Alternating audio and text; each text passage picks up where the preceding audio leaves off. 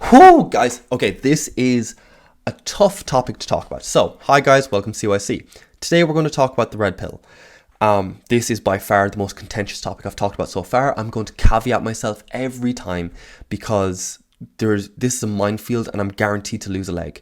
So I'm going to try and hold on to one leg if I can and just lose one, if at all possible. Okay, why am I actually talking about this topic? And that is because I think a memo went out and some guys didn't get it. And I think actually that's why this conversation is so contentious, is because it's very male orientated and there's a lot of said men in that orientation that are frustrated and that are kind of left behind and that are annoyed by being left behind because a memo went out and they just didn't get it. Okay, and I don't mean that to insult anyone. I just mean the landscape of dating has changed. Okay, so I haven't even said what the red pill is about. The red pill is basically saying that men and women have different mating strategies, or have historically anyway. That women were more conservative in their mate or their partner selection and men were more liberal. This was because women had to go through pregnancy, childbirth, and then a couple of years afterwards where the child is really dependent, which makes the mother more vulnerable. They had to go through that. So like one fling costs them years. And for a man, it costs them essentially nothing, or it could cost them nothing because whatever. Okay, so with that said, and then there's a conversation about how this bleeds into behavior and economics, and there's a few hairy things in this conversation for sure, which I still haven't separated out yet. That's an extra minefield. So I'm not really going to go into those details about the economics of how women have affected the marketplace, because that's a weird conversation. It just is. And there's other stuff as well, and I'm just like, don't know about that. But okay, so this is what I mean. So I'm separating that out because it doesn't seem to matter, and I don't know, whatever.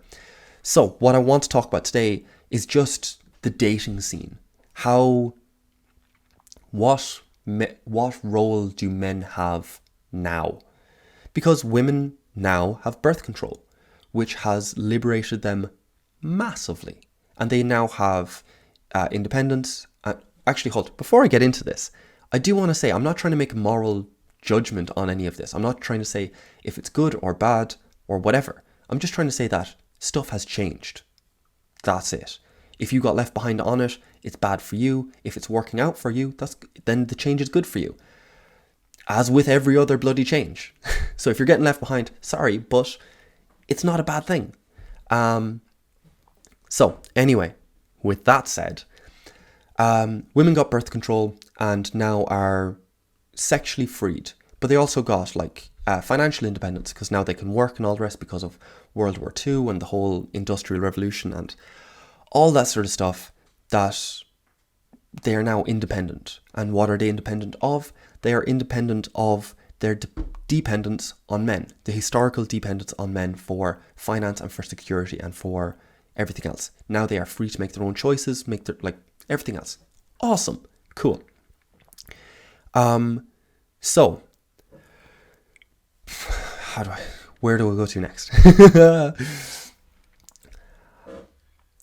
So women's choice, the way that their categories that need to be fulfilled have changed. And basically what it means for men is that you're no longer a financial piggy bank. They're not going to date you because you can pay for them anymore. Or, yes, I know there's a marketplace for that.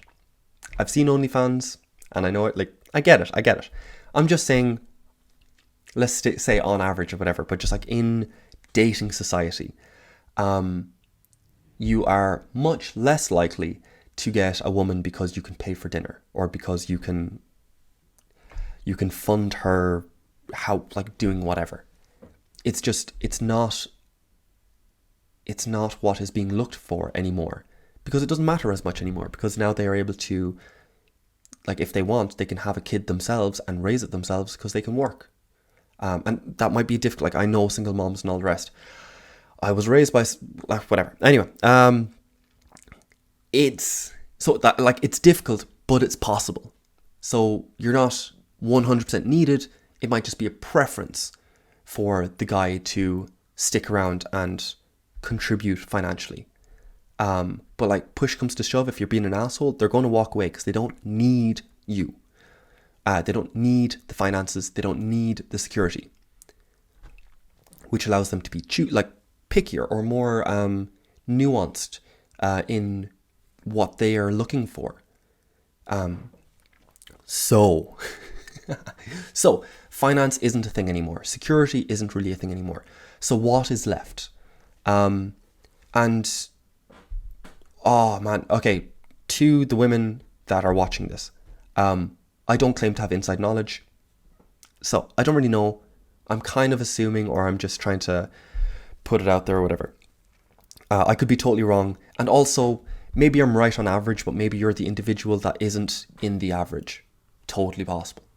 So I'm open to being corrected on this, but it seems as if women haven't really settled on a singular desire or a singular category that men can compete in, if that makes sense. Beforehand, men competed in the financial economy because that was where the competition lay, and winning that competition meant you got the best partner, or the best determined by whoever. Oh man, okay, just I can't keep caveating, I'm sorry.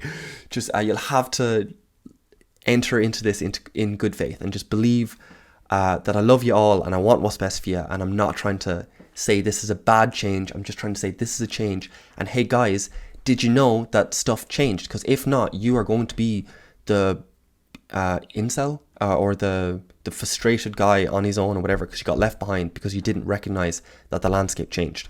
That's what I'm worried about, is just getting you aware that stuff changed. That's it. So saying this, women's desires or women's categories or women's way of evaluating men has changed and no longer includes finance or security. And men don't really know what to do with that, it seems. Men are finding it very difficult. So here's the thing. What do men want? Men want the genetics and then want a nurturing or kind of temperament. Not all men. Let's caveat another one. There will be individual men or a minority of men or whatever that prefer a more conflict-orientated relationship, something that challenges them. And these tend to be people who prioritize intelligence or something like that, or being intellectually challenged. Basically, people who enjoy intellectual challenge may not choose a nurturing partner. That's totally fair. And there's another 100 different caveats, but I'm just going to throw out that one as an example. So there are men who do not prioritize a nurturing nature in the partner. But on average, men tend to. It tends to be looks. So your hip waist ratio and your just general health and your ability to bear children. And then second comes your ability to raise children. Again, that's the traditional male evaluation. I just lost a leg. I know, I'm sorry. Okay. So that hasn't really changed. Men are still very visual creatures, and men still want to be treated like a warrior out in the real world, but want to be treated like a little boy at home. Come on, let's lighten up a wee bit. Have to. Okay, so that hasn't changed, which is fine. Women understand that those parameters and are able to orientate themselves within those parameters to get the best male, to draw the best, what they deem the best male in. They filter for it. Grant. Women's evaluation has changed, and men haven't adjusted to the change. This is what I mean. In the fact that, so what do women seem to want or seem to prioritize now in their evaluation. It seems to be emotional fulfillment, or that's maybe it's not your number one, but it seems to be the new thing, or it seems to be again, on average, we'll say that, whatever. Maybe those words will save my ass, probably not, but like we'll say, we're playing a language game here. So it seems to be some form of emotional fulfillment, which isn't bad. Guys, don't be getting butthurt if you're getting left behind on this, because you thought that if you earned enough money and did whatever that you deserved, you earned the woman. The world has changed, doesn't work like that anymore. Update your blueprint. So that's fine. I can kind of tell you, hey, by the way, you need to emotionally fulfill your girl, and then you will be happy and you will fulfill the rest of your blueprint. No, not necessarily. The loss of finance and security as an evaluation tool is so fundamental that it changes quite a lot, because emotional fulfillment doesn't need to last forever. Where security did. If you were to be with a woman or something like that, or be with a partner, security was at minimum like 20 years, and really more, because you were waiting for the youngest of the children to then leave the house. And that was your security. And that was the security for women, for the kids, so that the kids were raised in a better environment or whatever. Man, I just fucked up right there saying better, didn't I? That was the security, and men's blueprints grew accustomed to that security, and now men seek the relationship that lasts like 40 years or something like that, because now that's part of their blueprint.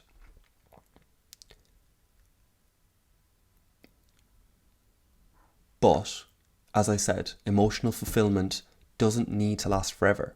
You can emotionally fulfill me for 5 to 10 years. And then afterwards, I change, you change, and everything else changes. And maybe emotional fulfillment just isn't being hit. And then it would only make sense because security isn't a factor anymore, the kids will be fine. Like, society is orientating itself around providing for and ensuring that single parents or fatherless families are okay, or being accommodated, or being that the loss of the father or the loss of that second parent is being supplemented. Maybe that's the best word for it, or something like that. There's such as like single parent benefits or allowance or whatever, and other stuff. So security isn't a thing. Sorry, can I just say we've established that and just kind of stop trying to explain it? So once emotional fulfillment isn't being fulfilled, there seems to be no reason to kind of stick around. And this is not what men were promised. This is not the game that was promised. It was meant to be you find the one and that's it forever, or something like that. So, how to adjust? I don't know. How to move forward, how to accommodate these changes and to thrive in these changes. I'm not really here to tell you that. I'm just here to tell you that the changes have happened. Have you noticed it? Do you know this about yourself? Do you know that your dad's strategy and your strategy are working in remarkably different worlds? And maybe the way the world will work out is there'll be an orientation back towards traditional values, where instead of women asking for the house, the family, the security for 40 years, men will ask for that, and it will become part of the dating world, but through men this time instead. Perhaps. There's 100 ways this could play out, essentially. And again, I'm not trying to say we've landed on any real solution to it, or like banned. It's not even a solution, because then I'm saying it's a problem. I'm not saying that. I'm just saying it's a change. And if you're getting left behind, if you are focused solely on building up your finances, building up your ability to secure someone or whatever, that strategy is becoming less and less successful. And the strategy for experiential currency is becoming higher. Being able to travel to, again, because what is emotional fulfillment? It is experience. Like, that's, your emotions come from experience.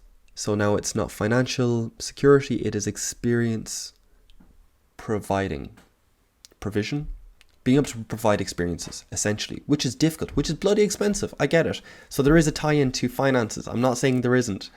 It's just that stuff has changed. And by the way, let's, because we're coming up to the end of it here. If you are a guy that says, like, oh, women changed the game and now we're losing all the traditional values that we fought so long for, or some whatever argument that is, I would just ask, are you not happy that you are now a more feeling person? Are you not happy that you now experience more fully your emotions? You have been encouraged through generations to express yourself more, to feel more, to be more in touch with your feminine side. Is that not enjoyable? Have you not reaped the benefits of being able to go on holidays and have a laugh? Instead of just being goal orientated or just being project orientated, I'm only going to talk to you if we're going doing something. If we're fixing the car, okay, get me the spanner, it's very just, is there not something to be said for having fun, having emotions, having the more feminine side, and being emotionally fulfilled? Isn't that a positive? Maybe you are not reaping the benefits of this change. I get it. There will be people left behind. I apologise to ye. I will update ye if I get any sort of pathway forward to... I'm not going to do that. Why would I promise that? I'm not a dating website. I'm not a fucking hookup. No. What are the flirt coaches called? Whatever they're called. I'm not one of those. So I probably won't update you on this front. Unless it has some sort of psychological effect and balance or something like that. But that's it. How many toes did I lose? How many fingers? Am I just a floating head at this point because I blew myself up? Probably. I apologise. But we're living in the... Anyway, so I'm going to end it there. I'm going to say... Yeah, actually, as always, I'm not going to advise you. I'm going to try not to. I'm just going to try and inform you of this psychological change, this landscape change, and maybe this just opens your eyes to it. Maybe while I was talking, you've had a thought of how to navigate it a bit easier. And I mean this both for men and women. But as I said, this is kind of a male conversation, which sucks. But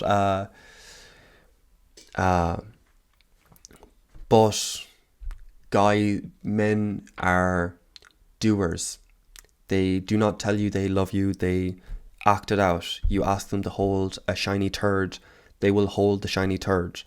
If you ask them to remember to say I love you every day or something like that, they'll likely forget. But if you ask them to do something, they will do it. And at the moment, there seems to be a lot of men kind of floating around, just looking for an objective to conquer, an objective to prove themselves in the dating world. Because there just seems to be a lot of... Maybe, actually, also, I caveat this saying that maybe I'm just young enough to see all the jackasses in the dating world.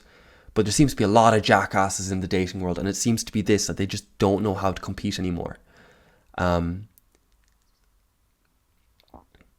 Yeah, so they compete by prestige, by saying, by pretending to be something, by looking like something rather than being it. There's a lot of men not living honestly. They would prefer to appear in someone's good books rather than be a good person who is in the good books for the acts and for the beliefs that they have. Does that make sense? Because I don't care about appearance, to be honest. Because if you're orientated around appearance, you are scared of being judged, because the appearance will fall off, and because anything, as in like a judgment for someone who is orientated around appearance, can only be a bad thing, because they either get reinforced, where it's like, okay, well, I just got what I already had. Like, you are a good person. Yeah, I already knew that, so it's grand. Or they can get decimated, whereas you're a bad person, and it just shatters them. Whereas in someone who is living honestly will be open to judgment and will say, okay, where was I wrong? What do I need to work on? Do I actually need to work on that? Do I agree with your values that I need to work on this? And if so, I will work on it. And if not, screw you, I am who I am and I don't need to change. Maybe you're just not the right person for me. Or something like that. And I much prefer people who live honestly. It is so much easier, and they are so much less defensive and all of that. And basically, I'm just seeing a lot of that in dating culture. That's essentially it. So yeah, that's it. I ranted enough. I think I've lost whatever limbs I've lost. I've saved whatever I've saved, and it's the best I can hope to put out there. So if you got anything from this, please let me know. Actually, feedback on this one would really be appreciated, because this is a difficult one, basically. So let me know. So that's it for today, guys. I will see you again tomorrow with... Oh yeah, I'm not going to promise anything. I'm just going to do whatever I want to do. Fuck you. I'll see you tomorrow. Hope you got something from this. Bye, guys.